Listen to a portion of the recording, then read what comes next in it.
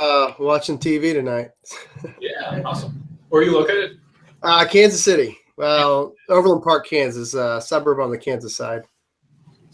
So close enough to still get good food. We're all in Steven's mom's basement. That sounds about right. So. All right, man. I think you've got the controls, right? All right. Well, thanks for coming out to watch this. I appreciate it. Real quick, my apologies. I have a little bit of a head cold, so I have to mute and cough or something. I apologize up front. So I'm just going to go ahead and dive in, and we'll get going and let's see if we can't show you how we solved a couple of interesting issues here. All right. Can you guys see the slides? Yeah. All right. So,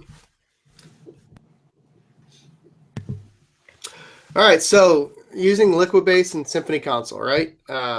Migrations are great, except when they're not. I mean, it's really easy to get migrations going and seed files going from the ground up. But when you jump into a project that has a very mature data model, sometimes it's a little tough to cut over to using a nice fancy system. So I'm going to talk to you today about, a little bit about myself real quick, and then the problem that we ran into and that we faced. How we decided on Liquibase, how we cut over to use it in production, and some cool stuff we did with automating how to use it. And finally, we figured we got an interesting little system to generate seed data for the database. So that's kind of the outline of what we're going to talk about, then a couple of takeaways there at the end. So real quick about me, like I said, my name is David Stanley. I'm a platform engineer at Help Scout. David Stanley 01 on the Twitters or davidstanley.org. Yeah, I've been a PHP developer for going on 12 or 13 years now. Absolutely love what I do. So yeah. So shameless plug real quick. I work for Help Scout. I'm sure you guys have heard a bit about it with Steven. Online help desk that really looks to enable people to do a better job with what they providing support. So we are hiring, all right, PHP developers, JavaScript, DevOps, QA, etc. 100% remote, so you can keep working in Steven's mom's basement. That's fine. It's a great place to work. So hit me up or get with Steven afterwards for more info. Then the URL to the careers page is right there. So I promised Chris that I would provide this shameless hiring plug, and there you go. Chris is the VP of engineering. Yeah. So, all right. So one of the challenges we have with doing a presentation like this is if I use the builds, you won't be able to see them. So you'll get all the bullet points all at once, and I'll sort this out for next time. So here's the problem we have. A very mature third normal form data model with over 250 tables, right? It's a MySQL database that offhand, I don't know the exact size, but it's in the hundreds of gigabytes, I think, right now. Several teams access the same data source via PHP or Java. We have a Docs API team, a Docs Web team, a Core API team. We have a mobile API, and then we have the PHP app. All of these applications hit the same database and rely on it for stuff. So this database stores both high volume transactional data and that low volume lookup stuff, right? The lookup stuff being, different pricing plans that are available, different features that are available, different integration apps that you can use, things that aren't going to change very often, but they need to be there for lookups and whatnot.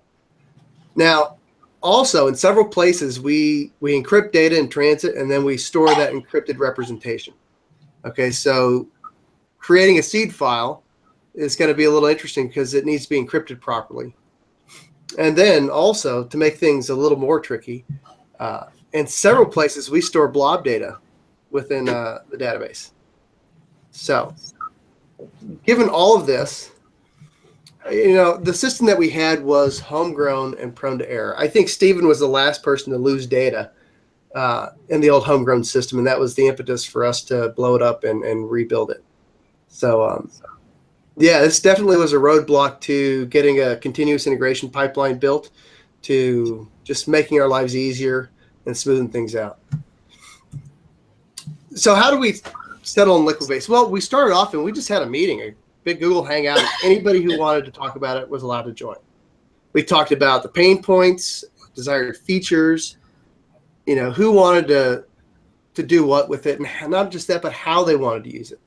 Now, we recorded those notes in a Dropbox paper and shared it with everybody. So we got not just the discussion, but kind of a second look around a revision on what are we thinking. So a little bit of sobriety in the morning, and we came back and updated our notes.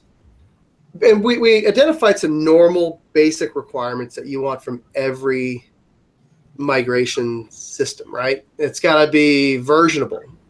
So store it in GitHub in a repository somewhere. Easy to use by both developers and designers. With 25-ish people on the engineering team and another, 8 or 9 people outside of that team that use the app locally, we couldn't ask a lot of people to dig into the command line and type a bunch of crazy commands. So it had to be easy to use. We needed bidirectional migrations. We need to be able to generate the migrate up SQL statements as well as the rollback statements. Idempotent, obviously, and then scriptable. Jenkins and Travis CI and a couple other places. We're going to use this system without somebody having to do anything manually. So those are kind of the basic normal ones, but we came up with some other ones as well. The raw SQL statements we had to be able to output those because we manually apply them. We don't trust the machine to generate the code and apply it on its own. We get the SQL statements, review them, and then we apply them by hand.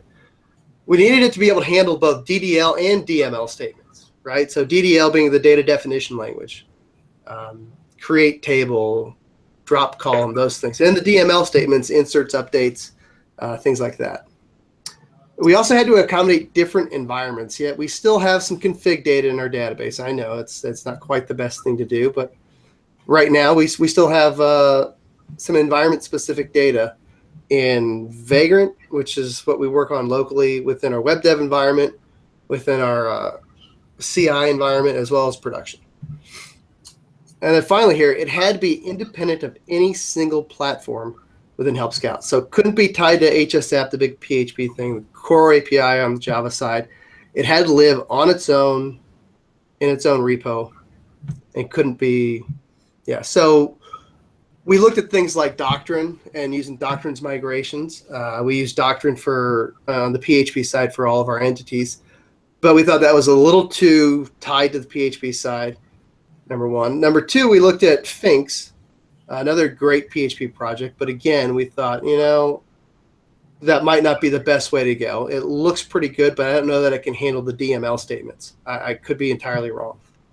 Well, we finally made a decision. We said, let's see if we can get Liquibase to work, right? So I like an idiot, volunteered, raised my hand, said, oh, sure, I'll do it.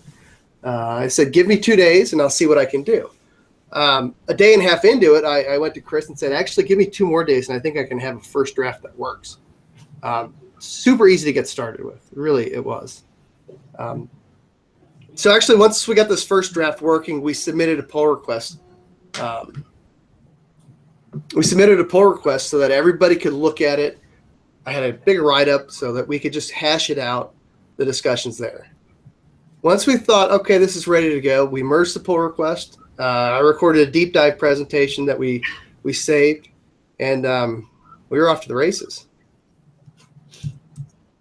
So before I go any further, I'm going to talk real quick about Liquibase. I'm going to go through some of these a little quickly. I just want to give you a little bit of familiarity with what it does and how it works. We're not going to spend a whole lot of time through here because it's not really the meat of the presentation. So Liquibase is an open source database management tool. It's Java-based. It's very easy to integrate into multiple environments. You can write migration files in XML, in JSON, or you can write just straight up SQL to apply the migrations, all kinds of stuff. It has its own DSL for translating commands into ANSI standard SQL statements. It works across multiple database platforms. It really is. It gets a bad rap, I think, because it's Java based and traditionally people see a bunch of XML statements. But I gotta say, it's really made our lives easier. So Now, everything in Liquibase revolves around the change set and the change log. Okay, so a change set is that specific bit of migration, and the log is the collection of a bunch of migrations together. So we'll often gather several migrations into a feature and tag that feature as part of the change log, even though each change set within it is tagged independently. So here's how we have our Liquibase project organized. We have a couple of top-level directories, and then the change set files, those features.xml, hsdev, test, install, so on and so forth. Bin directory has the Liquibase executable and jar file. We keep the all of the features and work in progress in that feature directory. So those are things that aren't in production yet that we're actively developing and working on. The install directory contains the state of the database when we first did the cutover. The lib contains some Java classes that are needed for like the MySQL connector and such. That properties directory, that's an interesting one. There are, for each environment, we have a .properties file. It's a text file that it's like a comp file. It gets parsed by Java and it looks for certain attributes in there and runs off of that. The seed directory contains the initial test data that we used when we cut over to Liquibase. So if we want, we can either build the whole database as it was when we started using Liquibase, or we can migrate it up to use all of the features that are in development, or we can just build it up to what it looks like in production. And that versions directory contains all those features or all the statements that are out in the wild. So within that features directory, we'll name, a feature, and then we'll put an XML file within it, and then everything will be referenced by that master file there. So here comes the XML pain. I apologize. So yeah, it's the standard stuff, and then this include file. So you can just reference a nice relative path to these things, and Liquibase will read through everything, build a tree of migrations that need to be applied in order as they're listed top to bottom, and then it'll go through and start applying those. So our features.xml change log, right? We run the install script to build the base. We update everything to production, and then we apply all the features that are in development. So kind of standard, a little pattern there. So you'll notice, yeah, it's pretty verbose. There's a lot of stuff going on. And we did that for a couple of reasons. One, we want to make sure that each one of these migrations is small, the whole do one thing principle. So if we're going to add a feature, if we're going to update planned features, we're going to have numbered versions, and we're going to organize them such that it's really easy to trace down where things are at. So within one of those migration files, you have your change set with a nice explanatory comment, SQL statement.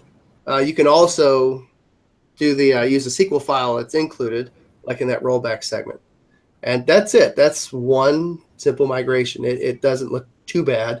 Like I said, it could be a little better off if you use JSON. Maybe some people prefer that. And then you can have multiple change sets included within one of those change logs.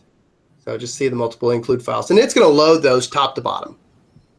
So if you have dependencies between your migrations, make sure you get the order right in there. So how do we run these things, right? Well, I don't know about you, but every time I've used Java for something at the command line, I felt like I had to write a novel.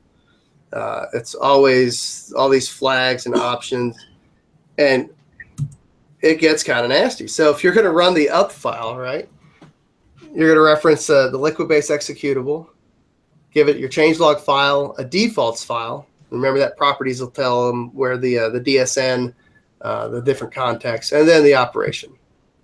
So we had all those tags because if you see at the bottom, this rollback, we can roll back to a specific tag.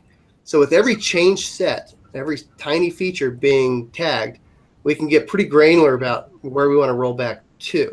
Now, I'm going to ignore the elephant in the room for a moment. How do you roll back destructive operations? Because MySQL doesn't let you put DDL statements within a transaction. Yes, So dropping a column, you can't roll that back. There's an implicit commit there. So we haven't addressed that or figured that one out just yet. But anyway, I'm lazy. I'm not going to write all that stuff every time. But the last key is liquid-based context. See, this is the part that really sold us on it. They're a way to run these specific migrations without being too tedious, saying, I only want this feature and that feature and that feature, right? So you can assign a context to each change set. Now, if a change set doesn't have a context, it's going to be run every time, right?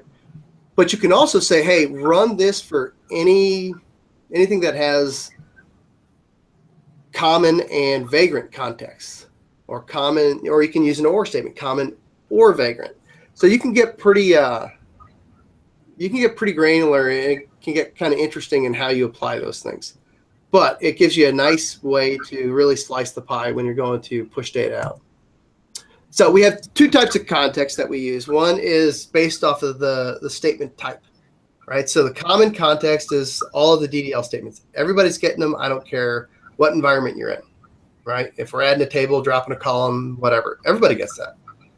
Then there's the lookup data, those DML statements that go to that reference stuff that's not going to change very often, pricing plans, plan features, things like that.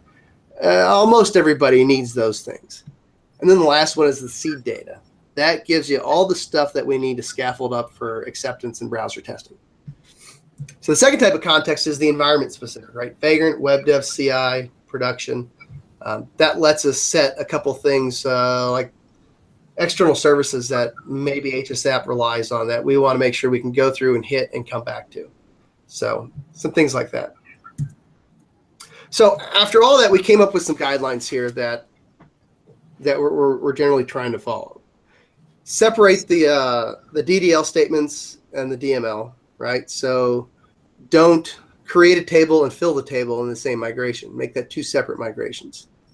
Don't add a column and then update a row in the same, right? Separate those out so that we can be pretty granular with it. That falls on number 2 there. Number 3, use the update SQL flag. There is instead of writing, liquid-based migrate, you can write liquid-based blah, blah, update SQL, and it'll give you right in your terminal all the SQL statements. You can copy, paste them, and apply them locally to verify, yep, this is what I want. This runs exactly how I need it to. So it's great. You can check yourself along the way, and it's a good measure of comfort. So we put all this stuff in place, right? This nice big production database, like I said, 250 tables, a number of stored procedures, or a couple stored procedures, a number of views. So how did we get to this, right? Well, step 1, we kind of said, here's a line in the sand. We're going to export the data using SQL Pro, right? We're going to export the schema of the database with no data, and that's going to be our first migration right there. So we're going to build this thing right as it is. But that didn't quite work. You can't have this one big, huge statement as a migration. So I broke it up into each table gets its own migration. Now that was fun because I had to respect foreign key relationships. So I had to start with users, and then I could go to another one and then another one to make sure that everything cascaded properly. And when we went to create the foreign key relationships, the dependency was already there. And then we tested the crap out of it just to make sure that it ran and the schema was what we thought it would be. Step 2, we had to decide how are we going to handle this data, right? So what's important, lookup data versus transactional. So going through, we said, hey, which tables do we want to consider lookup that we're willing to fill and be done with, right? Actually, let me back up a second. So step 1, that line in the sand, that empty shell, one of our Java teams relies on an empty database with just the schema and no data. They do a HS test read and a test write database for running some of their tests. So it was important that we could give them every single time just a shell. Okay, so lookup versus transactional. We decided what was where, what we needed to do. Then we did another database export for just those tables. I didn't want any structure, just the data. Blob fields, new insert every 250K. And then I turned those into migrations themselves. Right? So same order as earlier with building the empty schema. right? I ordered all those migrations like that. And then again, we tested the crap out of it, right? So we have a database that just has lookup data and no transactional data. And that was a good place to be. Because essentially that's a reflection of what production is. When we deploy something to production, we will deploy schema and lookup data, and that's it, nothing else. So next step, what's varying? So we use those guidelines from before and the context to say, okay, we need a core registry migration for Vagrant and a core registry migration for WebDev. If you see the context in the upper right, Vagrant and context WebDev, that was the next step. We decided what needed, this environment needs this value for that API, and this environment needs this value for that parameter. So we made a specific migration for each of those. And then we tested it out. So when you do this, when you build this Liquid-based database the first time, when you run your migrations, I should say, from the ground up, Liquid-based is going to build you 2 tables in addition, right? This change log and then a change log lock. Now, the cool thing about the change log lock is you can only be running migrations one at a time. You can't have 2 people get in there and run competing migrations. So if that lock is there on the table, it's going to block everything else out. But that change log will record the MD5 hash of the change set, the time it was run, the path to the file, the tag that's associated with it, the whole shebang. It's really pretty cool. And so we tested it out. Once we built everything to that production step, no, we didn't run it in production, right? How are we going to do that? No. What we actually ended up doing is we ran the migrations on an empty database using that production context, okay? Run them locally, copied the SQL statements for those 2 Liquid-based tables, and then just applied those statements. So now, all of a sudden, next time we run the Liquid-based context or the Liquid-based migration with a production context, it's going to think it's already up to a certain point when, in fact, we never really had to touch it other than add those 2 tables. So it was kind of a way to fake it that we'd been using it all along. And so, yeah, that line in the sand. So you remember you remember those commands? We had to come up with a way to automate that because as much as I like some of the designers, Steven is a wonderful man, but he does not like to use the command line. So we had to automate some stuff. Sorry to pick on you. So we have a tool called Scout CLI. It's a Symfony console app that Craig Davis, one of the developers on the team, he ported a bunch of bash scripts over to this Symfony console app. And so we said, let's use this. It was kind of being developed a little further at the same time, and it just seemed like it fit. So yeah, we said, we can make a command for everything. Every little thing we want to do, we can make big commands, little commands, simple commands, crazy commands. We can do all of it, right? So simple commands, I just need a GUID value, right? So inside of a command for a Symfony console app, this is what we're doing. We have a little configure statement to set the name and description, right? And then a little execute. And if anybody's used Laravel and written artisan commands, this is going to be very familiar for you. Laravel Artisan is built off of Symfony console. So we kind of wanted to make our own little flavor of it. So some of these commands are really easy. Like I said, just give me a GUID value that I can use as a primary key or whatever.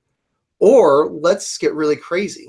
Craig wrote this Chaos Monkey command that will simulate network packet loss with a random probability of dropping packets every so often. It's a great way for us to introduce quality of service issues, and so we can test a lower connection or a high latency connection. This is crazy if you ask me, but I don't know how his big brain got it wrapped around, but he got it done, and it's awesome. So you can get super simple or super crazy.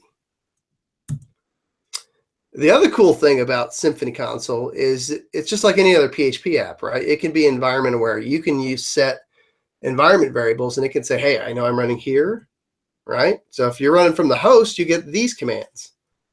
If you're running from, say, within Vagrant, you get all of those commands. Some stuff like interact with the queues and the queue consumers. within RabbitMQ, mess with Redis a bit, maybe tail the MySQL log file. A number of different things you can do. Fetch items from the cache, clear items. So we kind of started getting crazy with it, but it made it a lot easier. Yeah, I will admit, it was a lot of fun to work on. It still is a lot of fun to work on. So Symphony Console is a great way to make your life easier. You don't have to build a production app based off the console, but you can automate a lot of neat little things with just some PHP and a little bit of knowledge of Bash. So for this discussion, right, we talked about building the database, and now we're automating all that Liquibase stuff. We're just going to focus on this data namespace here real quick. Okay. So the data namespace, we have a couple different things in here. That data diff, features install. I mean, everything we want for every step of the way, we have a command for, essentially. So that command to run the migrations, right? Like I said, I'm lazy. I don't really want to write that.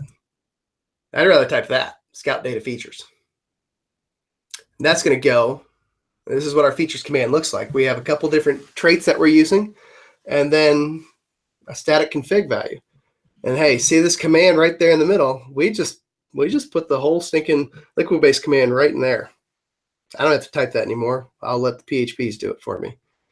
So yeah, I mean, it's pretty simple. And you see those two traits up there, that simple configure and Liquibase task?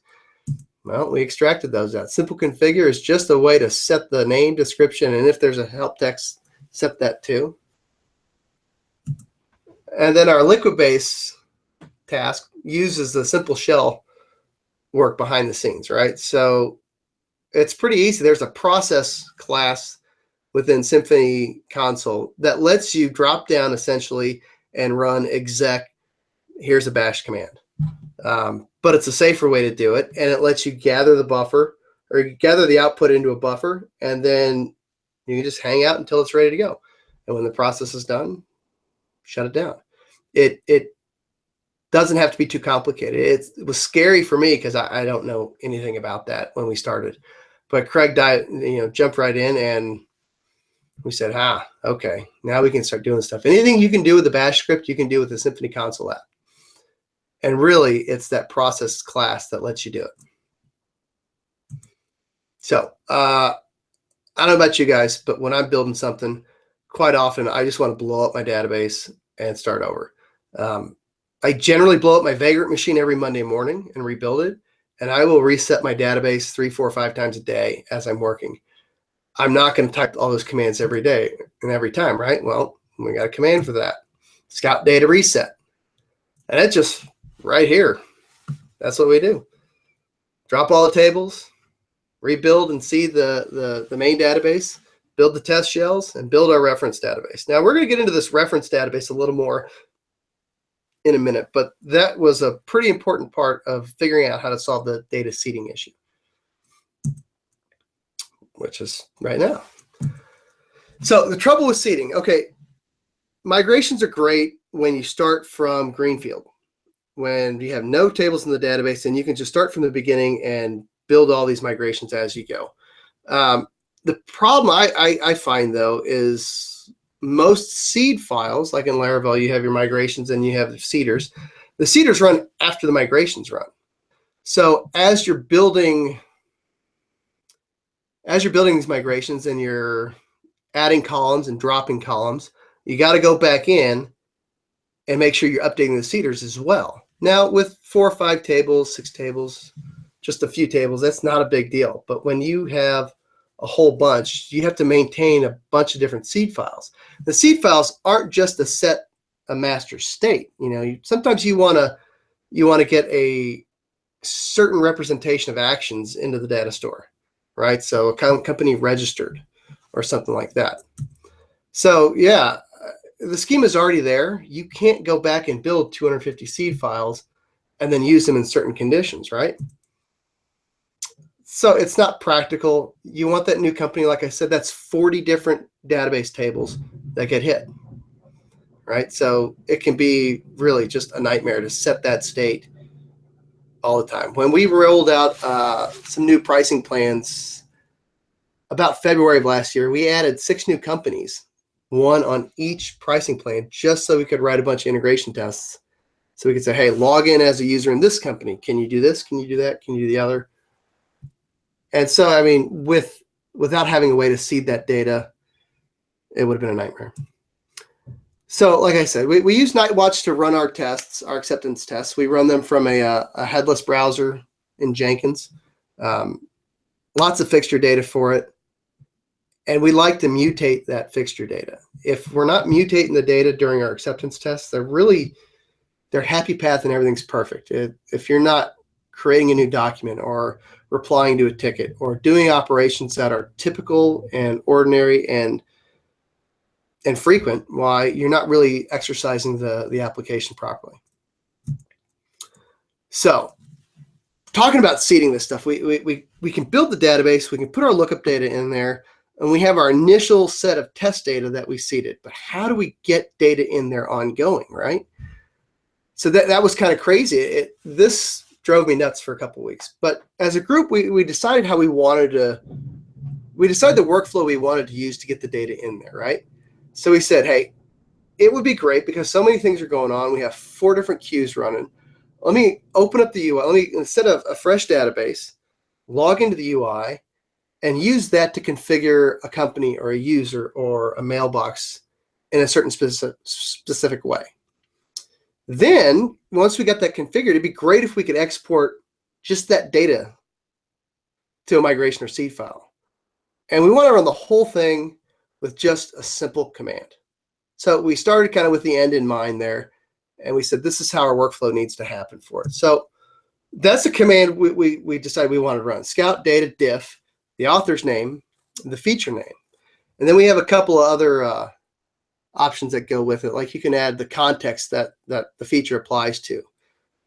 Or you can tell it to not rebuild the base database to the reference database so things are a little quicker. So in this process, we started to think about our seed data as just another migration. Okay, instead of having to maintain all these migrations for the schema and then maintain all these seed files to match the schema at the end of all the migrations, let's just make sure the seed data matches the schema at the point in time when the seed data needs to be run, right? It's just another migration with a different context, right? Every adjustment after that is incremental. We don't care that the data looked like this at the beginning. We're going to drop a column or we're going to add a column with a default over there. That's just part of the normal operations, right? So the cool thing about that is these destructive migrations are going to run just like they will in production. If we're dropping a column and there's a reference to it that we just missed somehow, it's going to bark at us because we have actual data in there, you know? So it's another safety mechanism. By putting our seed data as a migration, we're emulating, again, how we use the actual product. So yeah, context makes sure that the right things go to the right places. So how do we get to this? So step one, like we said, not all tables are equal, right? Some have report data, transactional, so on and so forth. Right now, out of the 260 tables we have, 82 of them we care about in terms of transactional data. So we made a list, just a big stinking array. Step two, build that clean reference data, seed it all the way up. So now we have this database that's driving the UI, and then this nice reference that is pristine and untouched. Okay, and the only difference between the two, theoretically, is the data in the UI-driven database. So step three, start running this thing. We can create directories. We can create XML files. We can write XML files. So start building the feature. So create the directory within the feature named off of what the feature name was. Start writing the XML file within there. So here's where it got a little crazy. We have these two databases. We have this list of tables that we care about. The next thing was to iterate through there, right? And look at each table and get the diff between them. It sounds like a great idea, but it means you have to go to information schema and get the columns out. So the column name and the data type, get the information, all those columns out. Now we know how to query these two tables, because we're not just going to do a select star. We're going to be a little more careful with it. So row by row, if you can read this, these slides will be posted later. So if you can't read this, it's worth taking a look at it a little closer. So row by row, we got all the columns. We're going to build our select statements. We're going to compare the tables, get the diff. We don't have a diff, bail out, go home. We don't care. We have a diff, though. Now we're going to build a replace statement. Not an insert. It's a replace into statement. And the reason we're doing a replace into is, say a property on a company that already exists has been altered, right? So we want that whole row for that company. But if we do an insert into, then there'll be a collision because the primary key. Or we could do an insert, on duplicate update, but that's a little trickier to run because you have to specify the column specifically to update. But if you do a replace into, MySQL will actually drop the row and then write the new one right there after it. Now, dropping the row is important to remember. So if there's foreign key constraints and things like that in a different table, why dropping that row could be a problem. And then just return our new statement. So that replace into, hey, we're going to disable those foreign key checks, write our statement, write our values, and then turn them back on. And yeah, just a little sprintf function on an imploded list in there. That's how we got those. And then we write those to disk. So now we have these nice files coming out for each table, just the statements needed to write the data that is different between table 1 and table 2. Yeah. That mostly worked. And this is the point in the whole project where I was ready to throw things away and start over, quite honestly. I remember sitting in the airport thinking, why can't I get this thing to work right? And everything was there, but it just like something wasn't thought through all the way. And that's what it felt like. The data types were the problem. Integers weren't coming out as integers. They were in backtick quotes. Blobs weren't blobs. They were some crap.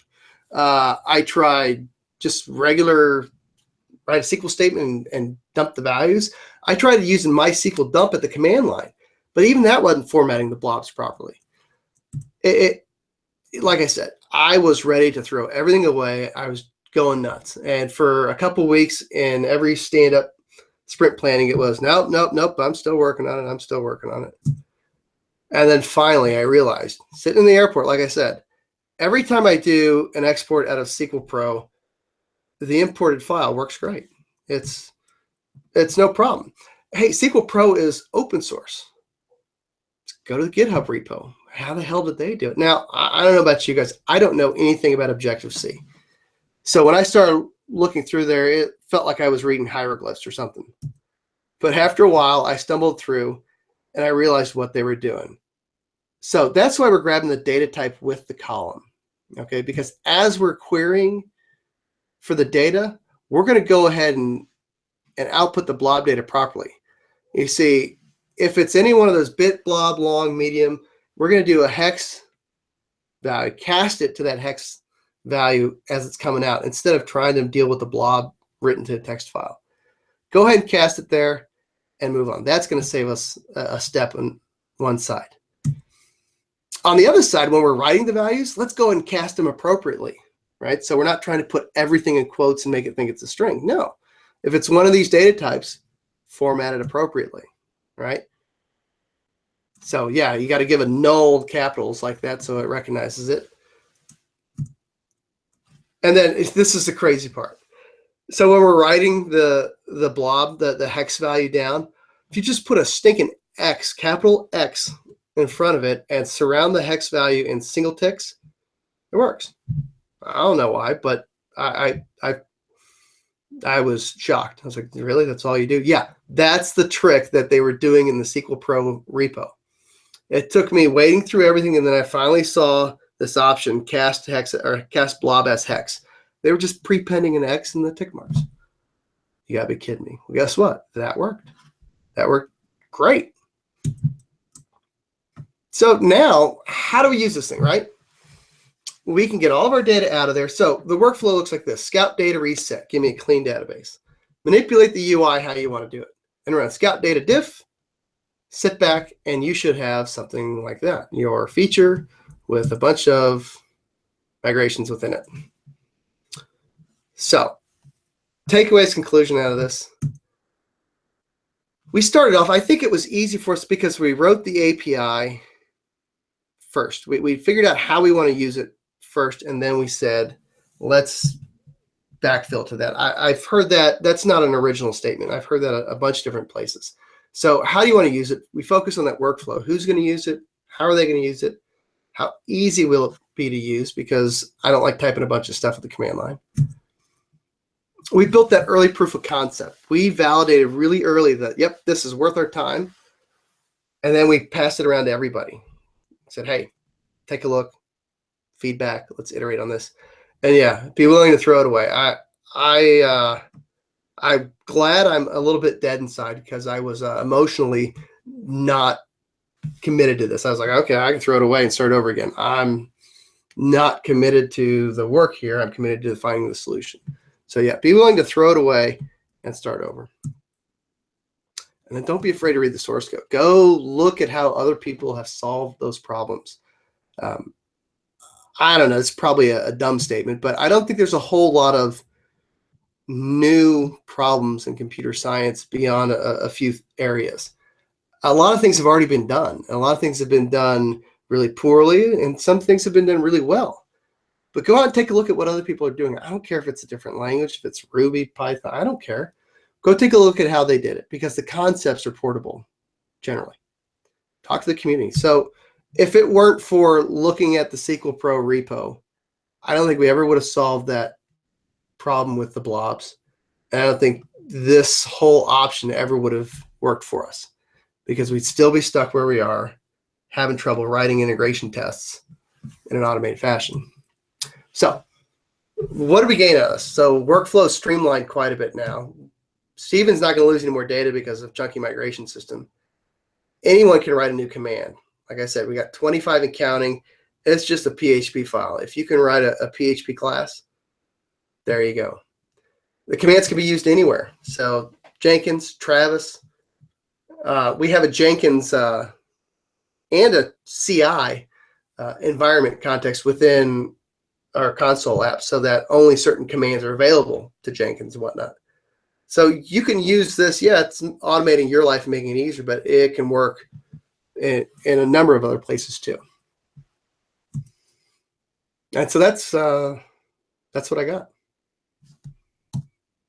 Anybody have any questions? Questions?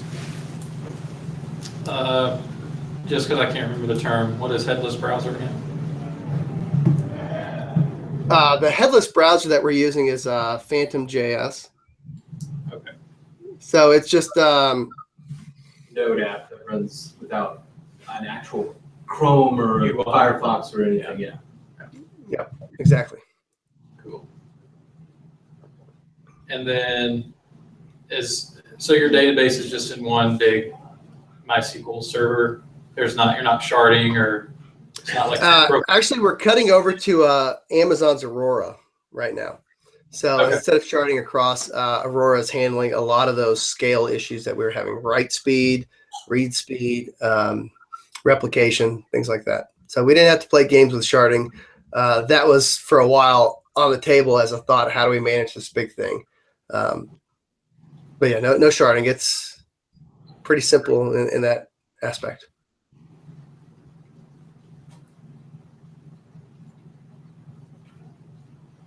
Questions? Maybe? Is it open source? No. Yeah. Well, I mean, not our stuff, but yeah, liquid bases. No, Chris and I have talked about that, and I'm not sure what we would open source about it anymore because it's so specific to our needs. Now, we do have some things that I would like to improve on it. I would like to be a little more granular about the comparison check. So when we compare row against row, we compare the JSON representation of the imploded row. So we implode this array that we get out of a PDO query, and then we JSON encode. Then we compare that against the other one. that's a little crude. I think we could probably be a little better with it. I'd like to exclude things like created at and updated at and some of those timestamps in favor of just putting like a now statement so that the dates and times are always pretty current to when you ran the migration. Yeah, there's a couple other things we'd like to do, but I'm not sure what we would open source about it other than, I mean, I think this is going to turn into a blog post on the company blog about how we invested in the tool to save ourselves some time. Cool. Yeah, I was just curious. The data diff thing seemed pretty neat to me. It'd be nice to kind of be able to peruse that code specifically. Yeah. Let me talk to Chris and see what he says about it. It might be, I'll see what he says. If we could turn it into a handy little package, that might be pretty cool. My interest was mainly just with the method itself. I'm not making a request or anything. It'd be neat if it was, like you've perused SQL Pro, just to be able to do that. Yeah. Okay. Yeah. Let me check with Chris. In the slides, there's the bulk of the meat of the work is in the slides here. I left out some of the stuff like the opening class declarations and a couple of little helper methods here and there. But yeah, we can get you something to look at. Yeah, if the slides are, that's fine with me. Yeah, we're gonna post them. Kind of breaking that up and seeing the differences between the two. I think it's nice. I was curious with that hex value issue with the X. It seems like X is a prefix for hex in some context, so I guess it's not really a mystery. Like, I don't know where I've seen that before, but I'm not saying that should have been. It was a mystery to me. I looked at that and I went, "Oh, you gotta be kidding me!" That's all. Where in my past I've seen that, but maybe like in certain like generic calculators or something like that, you sometimes see an X in front of hex values. So. And of course, the way it always works, I looked at the MySQL docs afterwards and saw that there was you could represent things that way when you're doing an import. I went, oh, maybe if I just would have read the manual, I would have seen that earlier. So I think half the pain was probably self-inflicted, but yeah, I had no idea about that.